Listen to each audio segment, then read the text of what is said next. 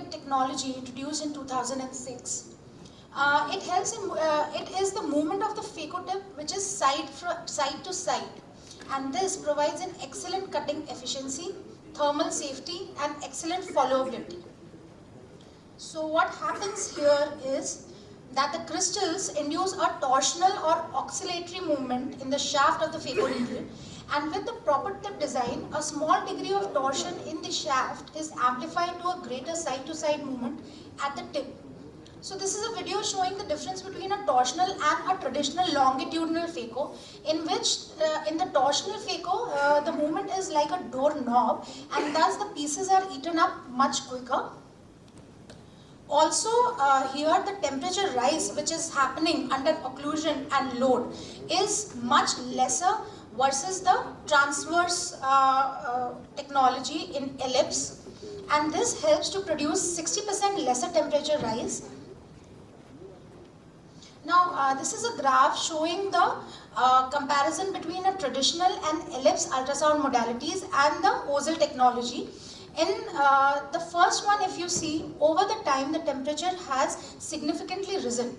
While in OZL technology, there is smaller waves of temperature rise, but the overall temperature is much lesser than that of the ellipse.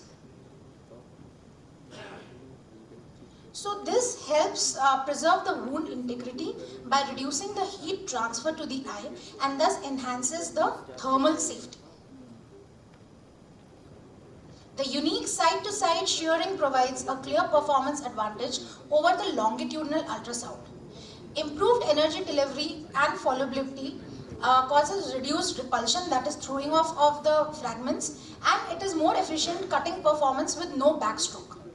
Enhanced patient safety with irrigation and aspiration sensors improves the anterior chamber stability through a range of vacuum levels, and decreased fluid usage for improved corneal health and reduced inflammation. So here if you see a comparison between the torsional and transversal phaco is 32.4% less in the torsional phaco, the total time, and also the surgical time is less, and the endothelial cell density loss at 3 months is also less in the torsional phaco. Looking at the surge levels, there is enhanced surge protection at various vacuum limits, and this reduces the risk of PCR and capsule related problems. Now, if you compare the Legion system and compact intuitive system, in the Legion, there is a 20% faster recovery rate from the surge, and the total amount of surge also is 30% less. Looking at the surge volume after occlusion break in 3 systems who all have OZL technology, the best one is with Centurion, which over a high vacuum level also has a lesser surge, followed by Legion, and then the Infinity system, which has a comparative high surge at higher vacuums. The wound integrity and faster visual recovery is also an important factor, and in the torsional phaco, it prevents the wound integrity for faster visual recovery compared to the longitudinal as well as the transversal phaco from the day 1 post-op. Now, if you see the central corneal edema, the maximum percentage is of none in the torsional phaco, and almost no case has moderate to severe corneal edema, while these percentages are much higher in the longitudinal as well as transversal phaco. Also, because the wound integrity is better, the visual recovery is better in these torsional phaco OZL cases. So, utilizing the OZL intelligent phaco technology enhances emulsification by keeping the lens material at the shearing plane. This increases the followability by improving fluidic movements of fragments towards and through the tip, and the flow is not interrupted. And this keeps the eye in a more natural state. It reduces the IOP fluctuation, reduces post-occlusion surge, lesser fluid use is there, thus decreased inflammation in such cases. So if we look at the followability in torsional, longitudinal and transversal cases, we would find that not following the fragment, such incidence is much lower in torsional cases versus longitudinal and transversal. Similarly, if you look at the Chatter score, in cases of torsional, the incidence of fragment chatter is much lower in torsional versus longitudinal and transversal phaco. So Alcon phaco systems based on OSIL platform, we have three. The Centurion Vision system with active sentry, Centurion Silver system, and the Legion phaco system. Thank you.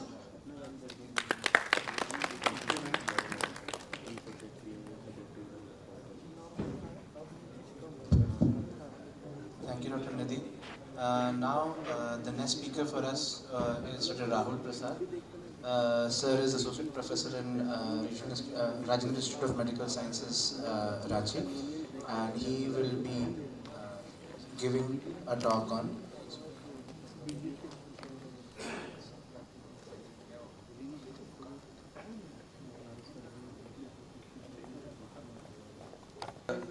continuing post-lens session in the industrial session. My talk today would be on the dry eye management at the night time. So by definition, we know dry eye is a multifactorial disease of the ocular surface which is characterized by a loss of hemostasis in the tear film and accompanied by ocular symptoms in which tear film instability and hyperosmolality, ocular surface inflammation and damage, and neurosensory abnormalities plays a major important etiological roles.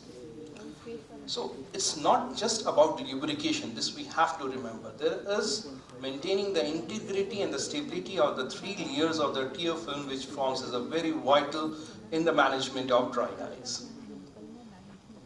In India, the prevalence ranges from 18.4 to 54.3%, and the potential treatment of the dry eyes include aqueous tear deficiencies, lipid deficiency, and nighttime management of the dry eye.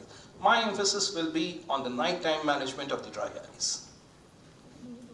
So the treatment target is how do we manage the treatment of dry eyes during the nighttime.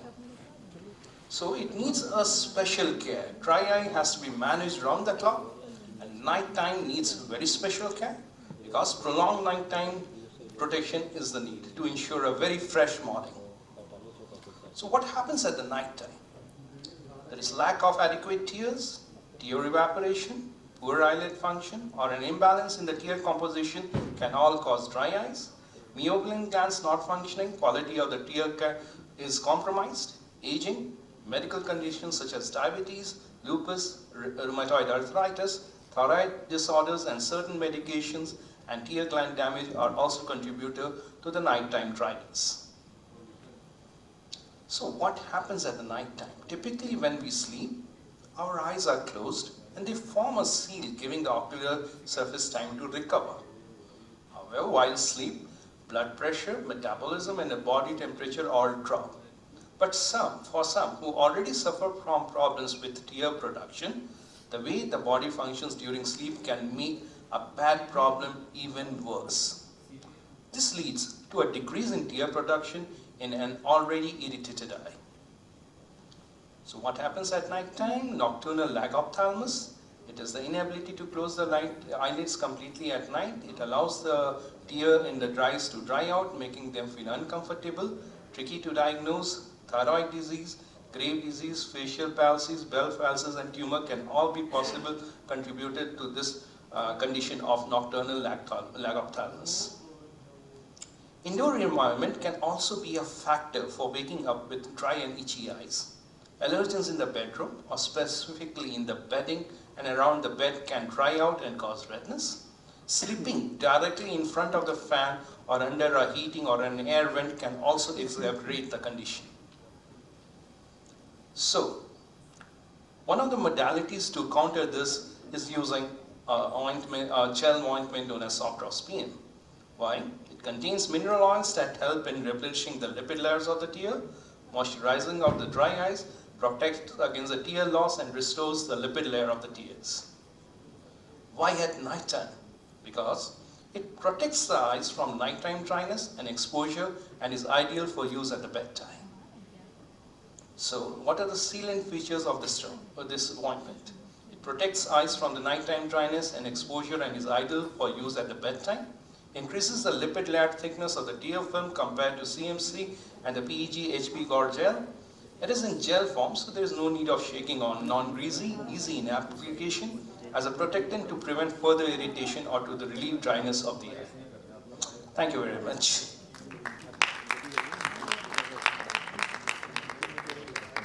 Thank you, sir. Our next speaker is Dr. Arnab Das. He has done his MBBS from AIMS in Delhi and has also done his MD from AIMS in Delhi in ophthalmology. He did his DNB in 2000 and he has done his fellowship in VR surgery in 02. He is a fellow of the American Society of Retina Surgeons. He has under his belt innumerable retina surgeries and his innumerable injections per year makes him the ideal candidate to talk about a topic that is the hot favorite of the retina specialists in the recent times, and that is brolucizumab. So I invite Arnab Das to talk about his experience on brolucizumab and how OCT angiography can be a guider for the same. Over to you, sir.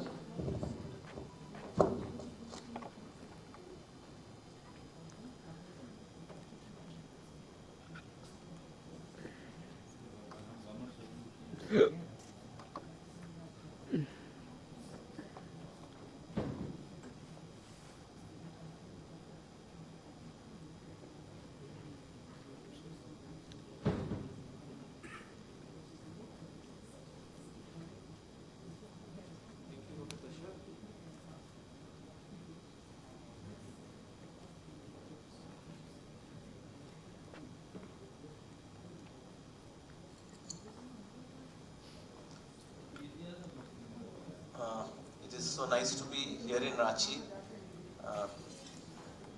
in the Jharkhand Ophthalmological Conference, and incidentally I did my schooling from Jamshedpur, so I'm quite a Jharkhandi like you people.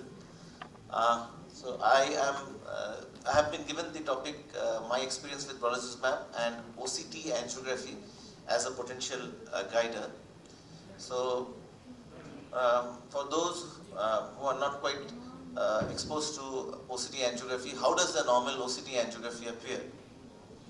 In a normal OCT angiography, the outer retina zone, as you can see highlighted there, is avascular and the choriocapillary zone is homogeneous. These are the two zones which are important when you are using OCT angiography to diagnose your PCV and wet AMD cases. How does an active branch vascular network, or BVN as it is popularly known, appear on an OCT angiography? So in addition to the signs of activity which are picked up clinically and on the SD-OCT, active BVN on OCT angiography are generally dense and have been variously described as coral bush pattern or lacy pattern or glomeruli pattern. And how does an inactive BVN then look on the OCT angiography? It will be less dense and is often described as a dead tree appearance, and of course the associated signs of a dry macula would be seen clinically and an SD-OCT with an inactive BVN. Clinical experience and studies like the View 1, View 2, Altair, Planet have shown the efficacy of aflibercept. However, Hawk and Harrier studies comparing brolucizumab with aflibercept have pointed towards the superior drying ability and disease control of brolucizumab over aflibercept, and clinical experience with brolucizumab continues to grow. Newer anti-VEGFs slowly but surely is allowing retinologists more regularly achieve anatomical improvements once considered astounding or near impossible in cases such as these. In the first case here, it's a right eye of a 75-year-old lady presumptively having PCV with fluid in all three compartments along with subretinal hemorrhage and exudation, as you can see on the SD-OCT and the fundus photograph and the FF there. And the patient's left eye also showing PCV with fluid in all compartments. Exudation and hemorrhage was lesser than the right eye, although the visual acuity here too was at 624. CFT was increased in both the eyes, and intravitreal brolucizumab as an anti-VEGF monotherapy was planned for both the eyes. OCT of the right eye 1 month after brolucizumab showed total resolution of fluid in all three compartments after the first dose itself. Similarly, in the left eye too, 4 weeks after one dose of brolucizumab, there was a total resolution of the fluid. Post one shot of brolucizumab, CFT also dramatically improved in both the eyes. Expectedly, FAF also significantly improved in both the eyes. In the right eye, visual acuity improved from 624 to 612 parts at 1 month. And in the left eye, the visual acuity improved from 624 to a very nice visual of 6 by 6 parts. 2 months after one dose of intravitreal brolucizumab, visual acuity now even better at 69 parts in the right eye. OCTA shows no BVN, and similarly in the left eye, no disease activity, and the vision was at 6 by 6 even 2 months post one dose of brolucizumab injection.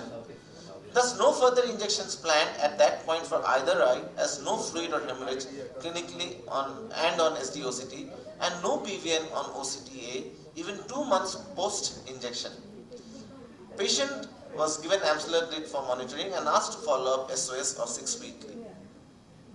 We all know that PED was present in 54 to 80% of the patients at the time of enrollment in pivotal studies like the CAT, EXCITE and VIEW. After 3 monthly anti-VEGF injections, PED generally reduced by around 25%, in contrast to 70 to 80% resolution of subretinal and intraretinal fluid. So sub-RPE fluid is somewhat more resistant to conventional anti-VEGFs, we know this. However, in both Hawk and Harrier, fewer patients of brolucizumab had sub-RPE fluid at week 16, 48 and 96. But do we get to see this in practice? This case, a 72-year female with cataract in both the eyes, with drusense in both the eyes, with large PED in the right eye and drusenite PED in the left eye, she was being followed up elsewhere and referred to us as the right eye PED had suddenly increased in size and the visual acuity at presentation was 618 in both the eyes. At the first presentation to us, on SD-OCT, a large PED greater than 2 disc diameters in size with subretinal fluid was noted. Old OCTs done elsewhere did confirm the PED to be smaller before and without any subretinal fluid. Thus, SRF, sudden enlargement of the PED and branch vascular network on the OCT angiography justifies the need for anti-VEGF injection here. There were drusense and drusenite PED and RPE irregularities in the left eye. For the right eye, the patient underwent intravitreal brolucizumab. 13 days after one dose of intravitreal brolucizumab, PED height was grossly lesser and SRM volume lesser, and the visual acuity had improved by 1.5 times by this time. Another cardinal axis SD-OCT scan confirms the same. And even 90 days after one injection of brolucizumab, PED nearly flattened and macula remains dry. So it seems brolucizumab is a powerful drying agent even for the more difficult cases like or the more difficult fluids like sub-RPE fluid, as in the case before or in the case here, and even the very large and chronic intraretinal cystic spaces of fluid, as in the case 4 which is shown here. Now coming to the next case, a 63-year-old man complains of decreased vision in the left eye for the last 10 days. Left eye showed RPE alterations with subfoveal hemorrhage, and the visual acuity was at 612 parts. Left eye SD-OCT showed a sharp subfoveal fibroscleral PED, subfoveal fluid and some RPE irregularities, as you can see there. And another axis showed irregular fibroscleral PEDs with double-layered sign filled with hyperreflective material with peaking in one region. Left eye OCT angiography 6.4 into 6.4 mm scan showed BVN in the outer retina and choriocapillary zone. A more zoomed OCT angiography 3 into 3 that is showed BVN even more clearly. Diagnosis of PCV in the left eye was made and the patient underwent intravitreal brolucizumab injection in the left eye. SD-OCT 5 weeks post-injection showed remarkable structural improvement with complete resolution of subfoveal fluid, hemorrhage and PED, and the vision improved to 6.9 from 6.12 parts. OCT angiography 50 days post-injection shows BVN had nearly disappeared but not totally, so gave another dose of brolucizumab incidentally on the very same day. For recollection, this was the BVN as it was prior to the first injection. Follow-up 6 weeks after the second dose shows no BVN, no fluid and no hemorrhage, so third dose was not planned and patients only asked to follow up regularly. This case here is that of a 69-year-old physician with past history of CSR in both the eyes with increased diminution of vision in the right eye for the last 1 month. FF shows significant RP alterations right greater than left, with visual acuity in the right eye being 6 by 60 and in the left eye being 6 by 6. Left eye OCT angiography and SD OCT grossly within normal limits. The right eye OCTA shows BVN in the outer retina and choriocapillary zone. SD OCT shows fluid in all compartments, as you can see. Underwent brolucizumab injection first dose. 1 month post injection BVN is somewhat regressed. SD OCT shows IRCs and shallow irregular PDs nearly totally resolved, submacular fluid much lesser, and the visual acuity was now 624 parts vis-a-vis 660 to start with improvement in the central foveal thickness. But large OCT angiography through outer retina shows BVN is still significantly present, thus brolucizumab's second dose is given. 1 month post second injection, BVN is more regressed or smaller. SD OCT shows further improvement with no submacular fluid now, and fibrovascular PED is also a bit smaller, and visual acuity was even better now at 618 and CFT even lesser now.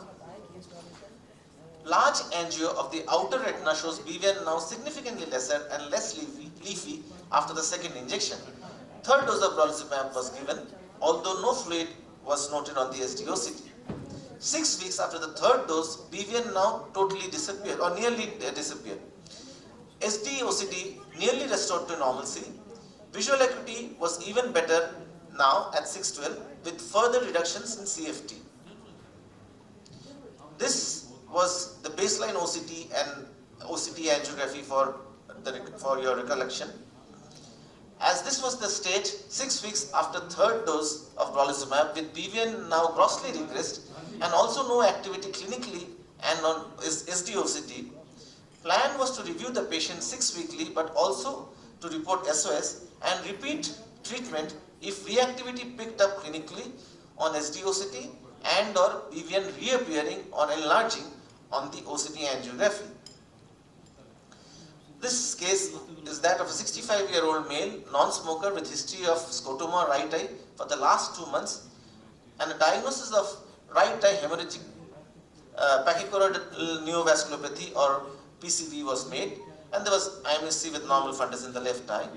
In the right eye, BVN was noted, and structural OCTs showed IRCs, subretinal hyperrefractive material, as you can see there, and subretinal fluid.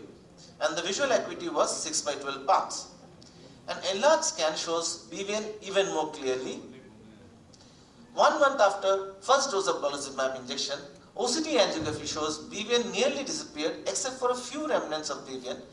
SD-OCT shows dry macula. Vision had improved to 6-9 parts from 6-12 parts. Another injection of brolucizumab was given 7 weeks after the first dose in spite of no fluid on SD-OCT. 14 days after the second dose of brolucizumab, patient had come to us for other eyes follow-up post-phaco plus IOL, that is by 14 days post the second dose. BVN had disappeared in the outer retina by now. Zoomed angio, that is 3x3 angio, confirms avascular outer retina. 2 weeks post second dose, vision had improved another half line to 6 by 9. Thus, no further injection was immediately planned and patient was asked to review after 6 weeks or SOS. This was a case of neovascular AMD in the left eye with prominent BVN in the outer retina with some perifoveal scarring in the choriocapillary zone. SD-OCT shows fibrovascular PEDs, SRF and slight subretinal hemorrhage, and vision was at 618. 4 weeks after 1 injection of brolucizumab, BVN in the outer retina significantly regressed, structural OCT much better with no fluid, no hemorrhage and PEDs much resolved, and visual acuity had improved to 6 by 6 parts. But BVN was still somewhat there, though much less vascularized. Next injection brolucizumab planned 2 months post first injection. But 2 months post second injection of brolucizumab, no change in OCT angiography, and SD-OCT remains dry, remains stable and dry, and visual acuity was static and good at 6 by 6 parts. Large angio-OCT and ENPHASE confirmed stability and no improvement or debridement, thus no further injections planned, and patient asked to monitor left eye using AMSLA grid and follow up SOS or after 6 to 8 weeks. So when treating with brolucizumab for neovascular AMD, in the initial phase, I do not prescribe 3 loading doses, especially when I have a OCT angiography to guide me. OCT angiography shows the pathology, whereas structural OCT shows the structural effect of the actual causative pathology, that's the BVN. But no further injections only if BVN has totally regressed or the BVN does not regress any further. Of course, in addition, the disease should have appeared inactive clinically and on the structural OCT. Else, repeat injection with increased spacing of 6 to 8 weeks vis-a-vis the monthly repeat dosing that we do with ranibizumab or aflibercept. If one does not have access to an OCT angiography, better to go for more than 1 injection of brolucizumab, that is 2 to 3 loading doses at an increased gapping, as I was saying, even if the macula is dry on OCTA, even if the macula is dry on the SD-OCT after the first dose, as one cannot be sure about how much the actual pathology has regressed without an OCT angiography. My experience is that only small, less florid, fresh BVNs with thinner vessels vanish with 1 or 2 shots of brolucizumab. After the initial loading dose phase, what is classically recommended for neovascular these days is to treat and extend. But now with the advent and the ever increasing availability of OCT angiography, the need to treat or inject on every visit in the treat and extend phase, even when the macula is dry, might be needed to be re-evaluated. Maybe if the OCT is dry, if the visual acuity is stable, and the OCT angiography reveals no or stable inactive BVN, then injection in the treat and extend phase might be avoided. So, follow-up classically as is done in the treat and extend regimen, and maybe treat only as necessary, what is also known as observe and extend. However, a large randomized controlled trial needs to look into this for conclusive evidence.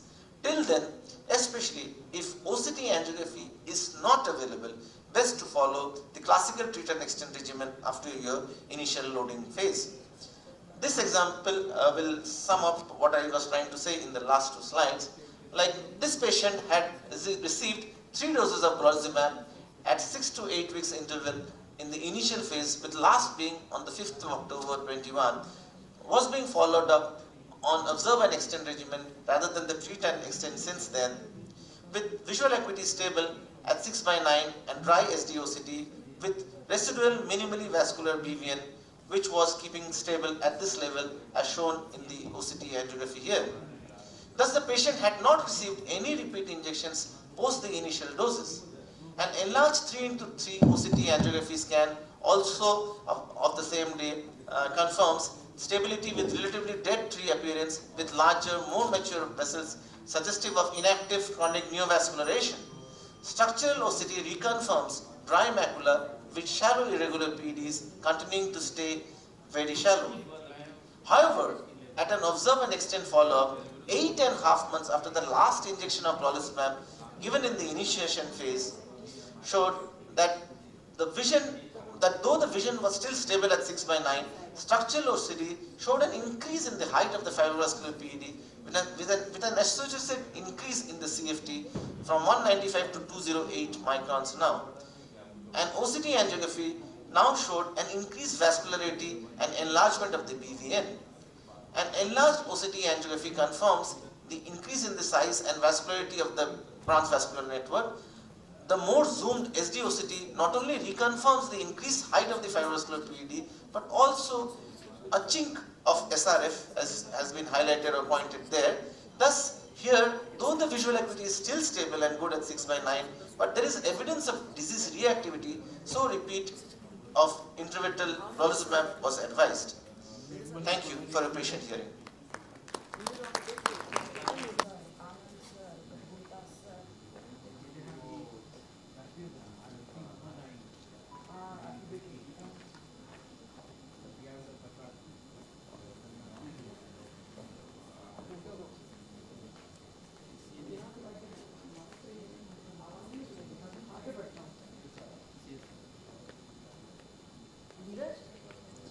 to receive that one.